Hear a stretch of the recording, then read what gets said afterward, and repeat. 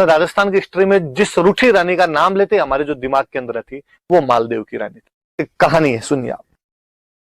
हुआ यूं कि जब मालदेव इधर उधर आसपास में अटैक कर रहा था, जब उसने नागौर, अजमेर, जालोर सब जगह अटैक किए, बीकानेर, बहदराजून, रायपुर सब पर अटैक किया, तो उसने जैसलमेर पे भी अटैक किया। और जैसलमेर में उस समय एक राणा जी हुआ करते थे, लूणकरण भाटी, भाटी राजा हुआ करते थे यहाँ पे, भाटी वंश हुआ करता था। लूणकरण भाटी पे भी हमला कर दिया।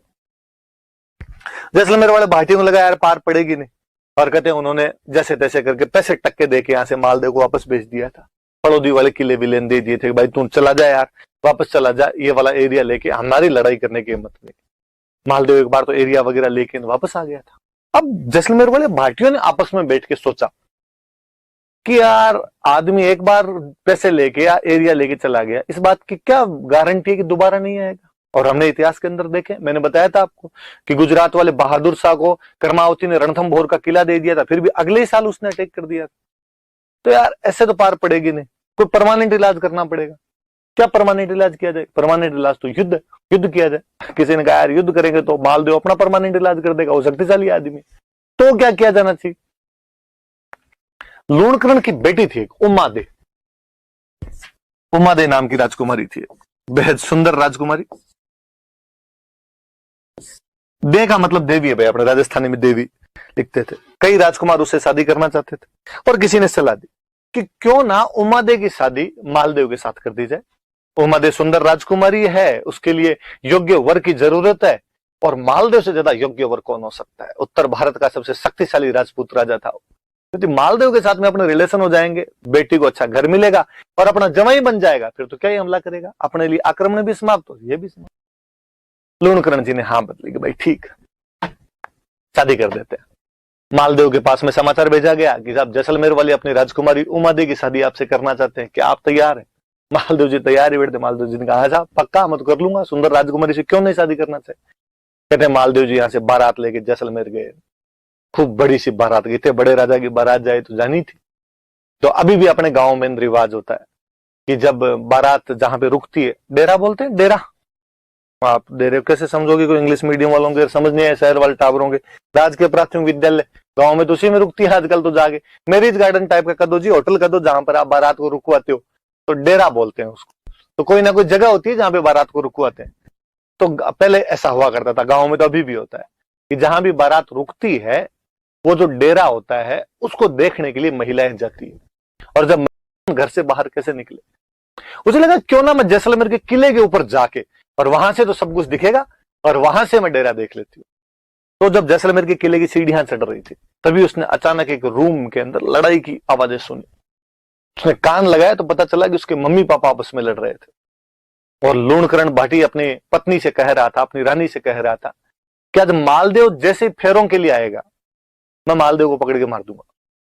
और रानी बेचारी के क्यों मार दोगे, बेटी का सुहाग है अपने, आप ऐसे कैसे मार सकते हो? और उसने कहा नहीं, कोई सुहाग वाग नहीं, ये मंगता थोड़े दिन पहले अटैक करने के लिए आया था अपने, और ये तो दबाव में आके शादी करनी पड़ रही है, वरना मैं शादी आज करूं कल करूं।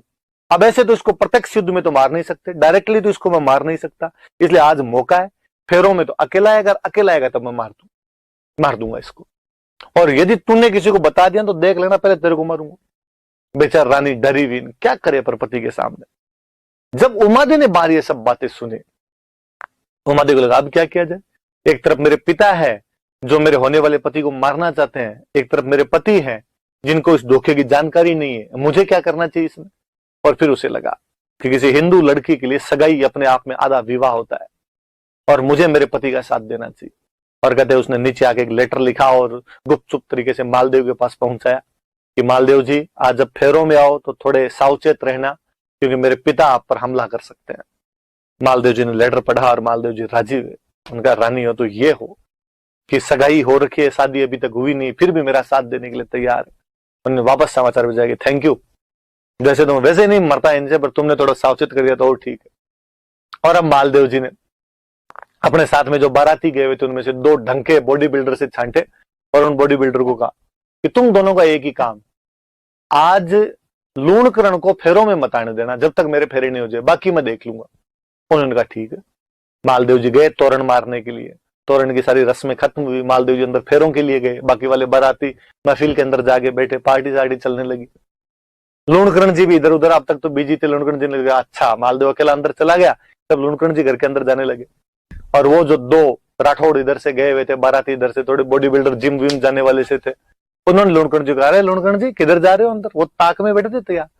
लूणकरण जी ने कहा मैं तो अंदर जा रहा हूँ फेरों। अरे क्या फेरों के अंदर जा रहे हो, यहाँ बैठो, 2-4 पेग सेक लो हमारे साथ के अंदर। और उन्होंने कहा अरे नहीं नहीं आप समझते नहीं, और अंदर तो कन्यादान करना है यार, मुझे अंदर जाना पड़ेगा। उन्होंने कहा कन्यादान कोई कर देगा। मालदेव जी के फेरे संपन्न हुए एकदम। दूसरे दिन मालदेव जी की बारात वापस रवाना होने लगी। जब पहले राजकुमारियों की शादी करते थे तो कहते भाई राजकुमारी अपने ससुराल जाके खुद काम थोड़ी करेगी, तो काम करने के लिए दासियां होनी चाहिए, तो साथ में दासियां दिया करते थे। तो कहते हैं उमादे के साथ में एक लड़की भेजी गई। उमादे ने कहा और किसको मेरे साथ में भेजा जाए? एक दासी भेजी गई जिसका नाम था भारमली। भारमली नाम की एक दासी भेजी गई थी, कंक्यूबाइन भेजी गई, दासी थी भारमली, कंक्यूबाइन थी। इसको साथ के अंदर भेजा गया, पापा इसको मेरे साथ भेजो ताकि मेरा मन लगा रहे वहां पे। ठीक है भाई, मालदेव जी ने कहा साथ में ले जाओ इसको। कहते हैं भारमली उनके साथ में चली गई। शाम को मालदेव जी की सुहागरात आई। मालदेव जी थोड़ा नशा पता किया ही करते थे, नशा वगैरह लेके वो अपने रूम के अंदर आए, और तब तक उमादे तैयार नहीं हुए, रानी थे, श्रृंगार वगैरह कर रहे थे, सज धज रहे थे। उमादे को समाचार मिला कि साहब राव जी अपने महलों के अंदर आ गए। उमादे को लगा कि मुझे थोड़ा टाइम लगेगा, तो उसने भारमली दासी थी उसके पास ही बैठी थी, सहेली थी उसकी, और उसने कहा कि भारमली तू एक बार जाके राव जी, राव मालदेव थे, राव की उपाधि, राव जी को जाकर देगा, मुझे थोड़ा सा टाइम लगेगा। कहते भारमली गई, और भारमली बेहद सुंदर थी खुद भी, और मालदेव जी नशे के अंदर थे। उमादेव को जब इस बात का पता चला कि मेरे पति ने ये गलत काम किया है, उसने मेरा वेट करना ही सही नहीं समझा, और उसने कहा कि ऐसे लिचड़ पति का मुंह तो मैं आज देखूं कल देखूं।